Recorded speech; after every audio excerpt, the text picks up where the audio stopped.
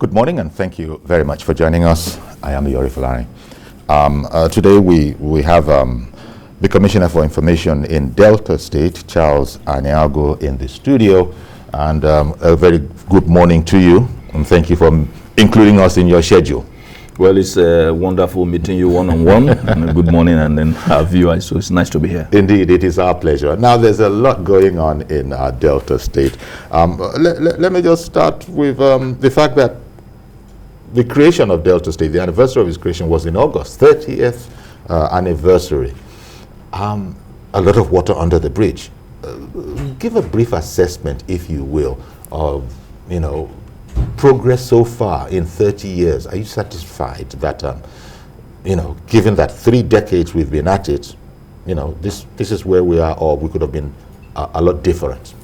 Well, thank you very much. If you see if I'm satisfied, there are too many ways to look at it. And to a very large extent, I'm satisfied with some of the development that have taken place. It is true that we ordinarily should have gone far beyond where we are.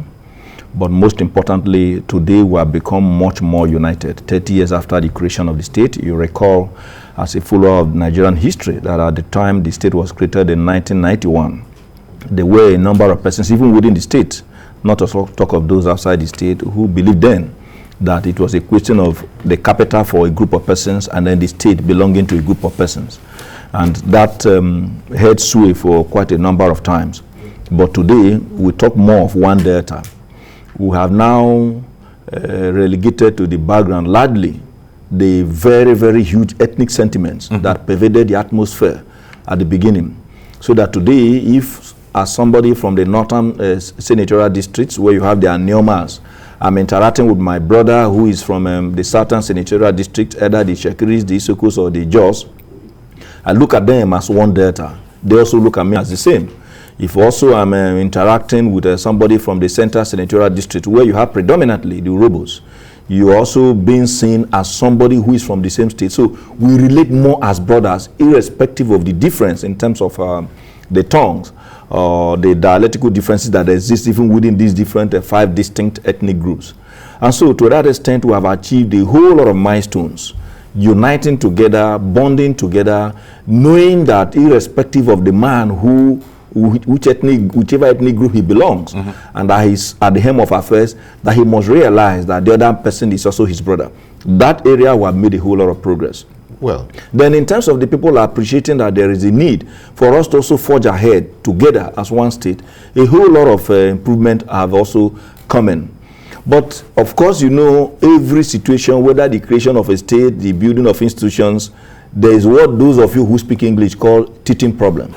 So we also had our teething problems, where a child that is born, of course, even when you are a creation of God, you are born today, God is very wise to ensure that this is not the day that you are born that you start running like the goat, because the goat may not have responsibilities to learn through the processes of having to sit down, to stand, to walk, and then begin to run. As you stand, you fall, you crawl. As you stand again, you fall. After some time, the child begins to get stable, begins to stand. And even when after standing, you want to walk, you just take the first step. Possibly by the time you take the second or third step, you fall. But after some time, you become stable. So if everybody now decide to count those things that you have gone through in your infant years, and now say at 20, how come you have not bought a car after 20 years? They should realize that the first 18 years of your existence, that you were still struggling with childhood and adolescence. After 18, you now become an adult. It is actually just 2 years that you are an adult to begin to take decisions of possibly owning a car. But when they are saying, can you imagine for 20 years, what have you done? You'll be making mistake to assume that 20 years of having to decide whether you should own a car will include those at childhood years when you were just sucking, you were just in your mother's arm having to suck the breast. That is the same thing with a state. Okay. So that 30 years that you may say, how come you have not achieved this in 30 years? You must know that first of all, we are grappling with even a proper identity of a state. And those issues have been robustly addressed. Those issues are being addressed. Yes. Some of them have been laid to rest. That nobody wakes up today and says, okay, the capital belongs to this man, why the state belongs to this man. That one has been dealt with. Now, the issue of a uniform development is being tackled. I cannot tell you that for 30 years that it was in the front burner all the while. But in the last 6 years, if you go, for instance, like the creeks, there have always been the fear because of the humongous amount of resources that you need to deploy to be able to construct a kilometer of road in the creeks, or to build a structure that is capable of housing either the students or the people that live in these riverine communities, because it's much. The fear, if I put these funds there, will they actually see what I have done was there in the past? Okay, but what has happened now over time is that we tend to have overcome that fear, which is why the ECOWA-led administration have now been able to put in a whole lot of resources to now be able to build roads. You know, we're going to come back to the creeks, but I wanted to bring up something that is really very, very current, the Petroleum Industry Act now. There has been a lot of commentary on it. It's part of the transition from, as you said, 30 years ago, there have been agitations for this. We finally have it. But the details of it, some people, how do I put it, think that it could have been done different. I'm talking majority of our people, not just some, majority of our people, 3%, they feel that, you know, believe that it amounts to tokenism. Well, there you go. Yeah, and the reason why we say so is that, if you recall, the PIB as it then was, at the time, was more like the longest bill in the National Assembly. I started covering the National Assembly in the later part of 2000, in the early part of 2002. And for more than a decade, I followed development of bills and motions in both chambers, but especially in the upper legislative chamber. And the PIB then suffered a whole lot of setbacks on account of the primordial sentiments of certain individuals who believed that there is no need for us to make this progress along this line. But in actual fact, that law is a law that if it was passed years past, we would have by now realized the benefit to the entire Nigerian nation. But when you see individuals who begin to look at it as, no, it is for them, it's not for them. The petroleum industry is an industry that is not just for the Niger Delta. The petroleum industry, an industry that for a very long time held sway as the mainstay of the Nigerian economy, meant that any improvement in that sector amounts to an improvement in not only our economy, but in terms of improvement in those social fabrics that binds us together as a nation.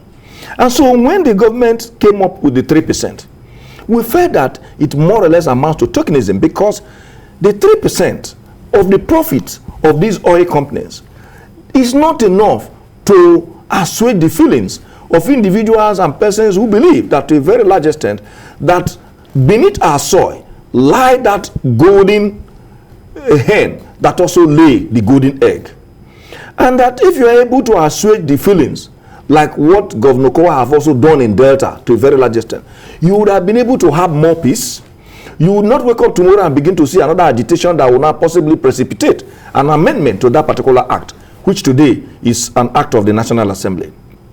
We believe that that additional 2% to make it 5 could have been a starting point that will, to a very large extent, assuage the feelings of our people. So that we'll tell them, you know, our brother's keeper, we will take it, we'll have to have some form of a progressional approach to get to where we want to be. But as you know, we started from 10%. That was the original demand. Yes. And, 3% is what came up. And I was reading the Minister of the Niger Delta, who was saying that, look, he's not unduly bothered about the 3%, that much can be done with it, depending on how well it is used. Is there a sort of a difference of impressions between? No, what he said wasn't out of place. But even if you give 100%, 100% is not just the issue too, because the usage and what that percent translate to is quite important. Because that has been a sticking point through the decades. But yes, it's important. But most important is that you must first of all have it before you begin to. It's a question of the chicken and the egg. You must first of all have the funds before you begin to now query how it's being utilized. If it is not in place, it becomes a different ballgame. If you have 5% for producing oil-bearing communities and possibly impacted communities, you are now able to say, look, it's different from the derivation fund of 13%. The derivation funds addresses issues of an entire state, because it's derivation for oil-producing state or for those states that have such natural resources. People think that 13% is only for those who are producing petrol. 13% derivation of those natural resources that have contributed to our common purse. And by the time you come, because the state is the federating unit, and then revenues are shared on the basis of that federation, you now have the 13% being given to the state. So even if it's only 2 communities that are producing oil that accounts for that 13% is distributed evenly, depending on the thinking of the chief executive. But in the case of 5%, which was even a small thing that people say, okay, let us even manage this, it's not as if that was what our people were asking for. Of course, you mentioned the issue of 10%. We would have also loved more than that. But because we love, and we have always been as a people in the Niger Delta, shown much love to the entire federation, we said, okay, let us see whether we can manage 5%. And our brothers and sisters in the House of Representatives initially agreed that it's important that 5%. But unfortunately, a lot of water, in this case, very, very toxic water, passed under the bridge, and it to a very large extent affected the sanctity of that 5% that the House of Reps have given their blessing to, and so it came down to 3%. We wouldn't want to say that it was quite aggressive on the part of those who progressed along that line, but we felt that they progressed in error, and that couldn't have been the case. That 5% would have been more like a win-win, not necessarily a win-win for the Niger Delta, but much more a win-win for even the federal government and those who are in the business of oil exploration and exploitation. Okay. Well, it's good to know that, as you said, it is what it is, but you've also expressed alternatives. We are hoping that you record that we have had cause to amend the Electoral Act in time past, and after about 2-3 weeks, another amendment is also brought forward for the purpose of meeting the needs of the people.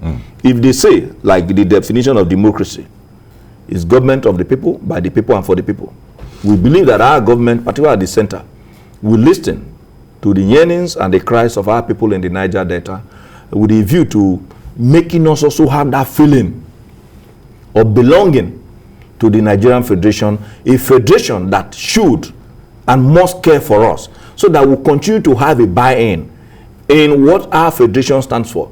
It is not for too long that you can continue to hold the people down. When you begin to give them, that is, if indeed that is the intention.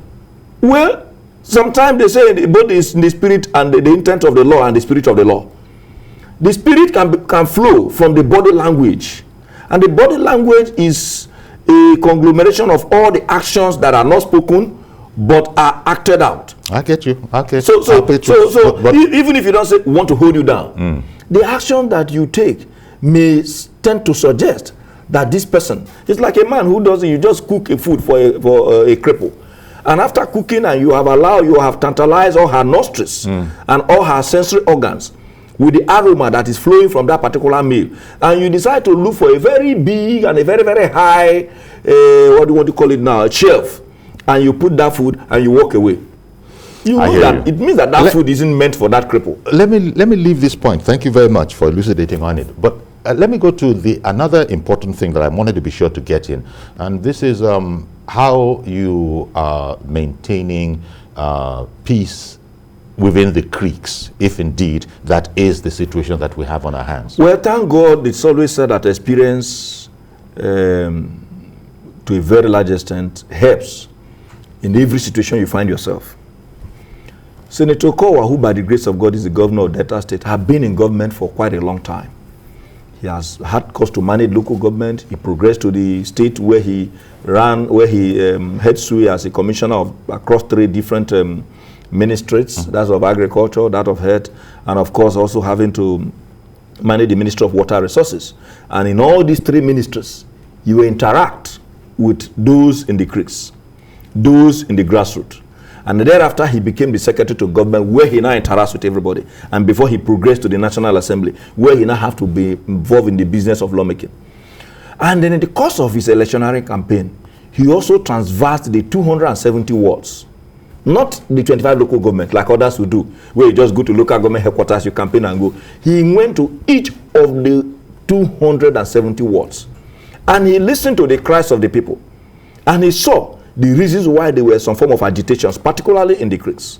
And so the moment he came into office, he saw that for him to survive that agitation and have a very peaceful state to implement his smart agenda, there is the need to take action. Like when a child is pointing somewhere, you will know that what pains that child exists in that part of the body where the child is touching.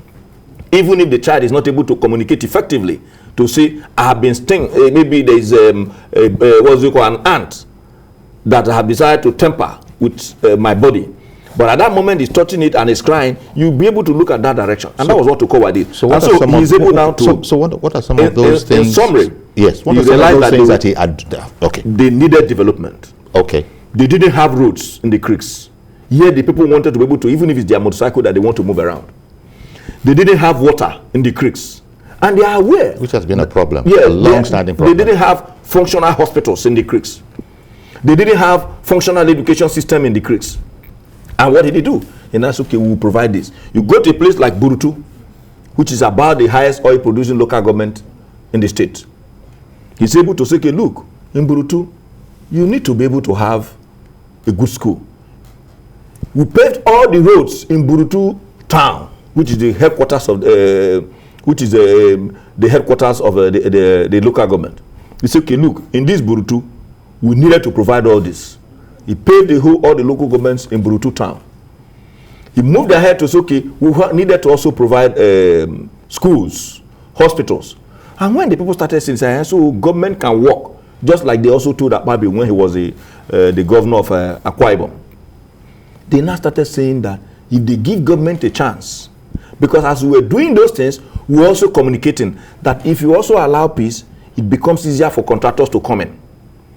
To the extent that no single contractor was kidnapped in the course of these last 6 years that all these projects were good, because they were seeing the projects. So, these initiatives, yeah, so cumulatively. So we now got a whole lot of cooperation from the youths, from the traditional institution, from the elders, and of course from the women. That fact that they were seeing across the different local government, in Warri Southwest, in Warri South, in Warri North, in Burutu, in Bomadi, these, and then of course part of Patani. These are the major creeks and then part of Uyoli South. Okay.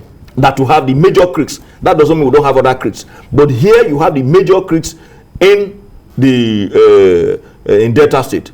And so having been able to take development to these areas, then that's okay, let's give this man a level of peace.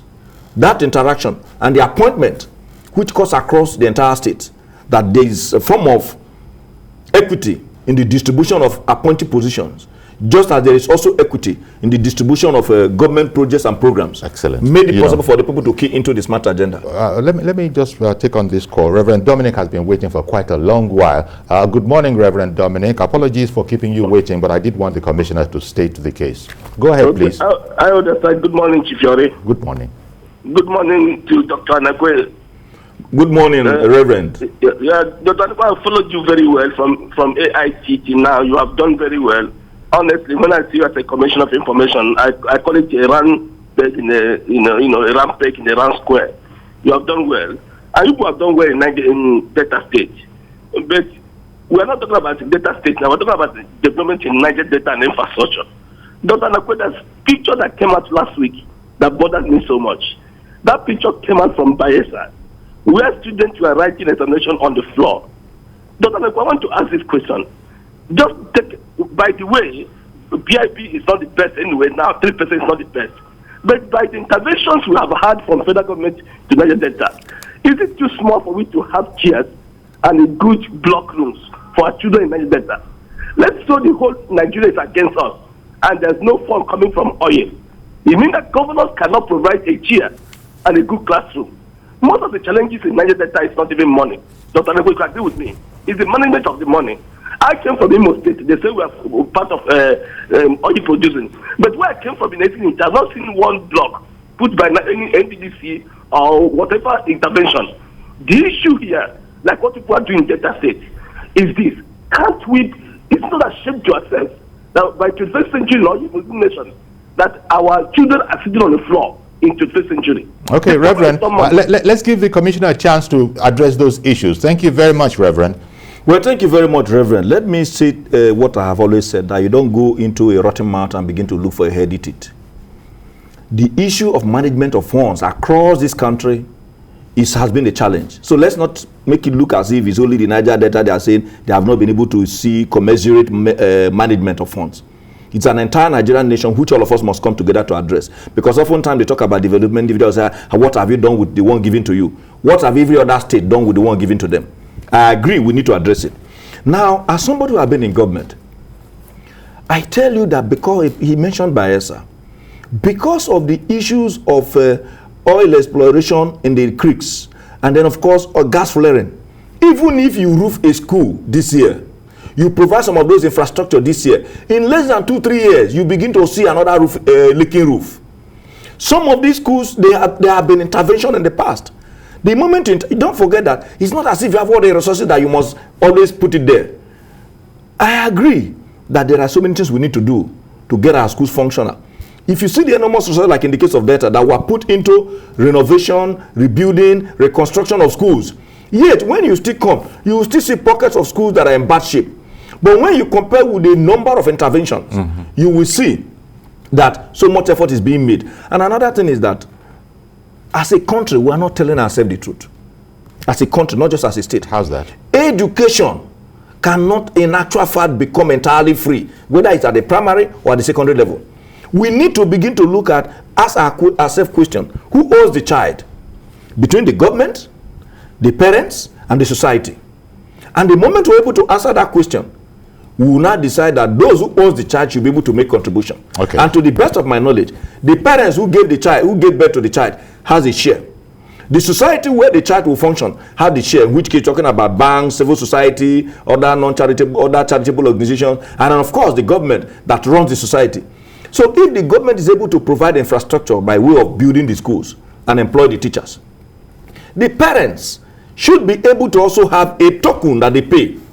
We talk about free education. No, education should be free. So what but meanwhile, all of us, those of us who are partially privileged, are sending our children to private schools. Why are we doing so? Okay. Because the public schools that we're advocating should be free. Okay. It's free, thank you very much. largely unqualitative. Mr. Commissioner, thank you very much. I wanted to squeeze in your comments on the recent crisis, shall we call it that, in Warri North, for example.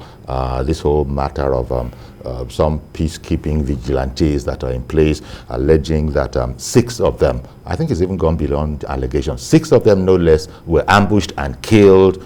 How is that situation being handled? Let me tell you that it's not the question of just the issue of Warri North. Largely, if it plays the issue of peace on the scale as a nation, Delta will rank very, very, very high in terms of peaceful atmosphere.